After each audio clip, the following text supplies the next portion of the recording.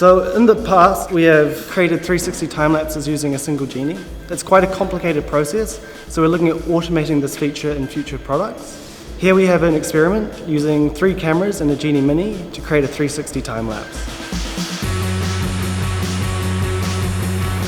So the reason we wanted to do the 360 time lapse is it's just such a cool way to showcase the landscape.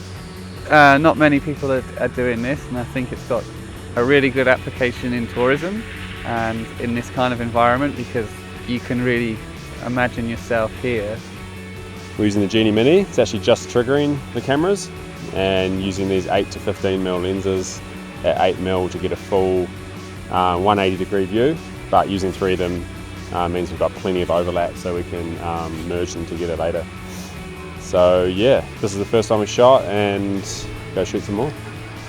The location that we've picked up here at Coronet Peak is pretty amazing. I mean, you see all the way down to Lake Wakatipu, you've got Queenstown, you've got the chairlift skiers, you've got the massive amount of mountain ranges behind us, you've got out to the Remarkables, Queenstown Airport and the Crown Range, and it's just kind of this crazy feeling that you're really in the environment.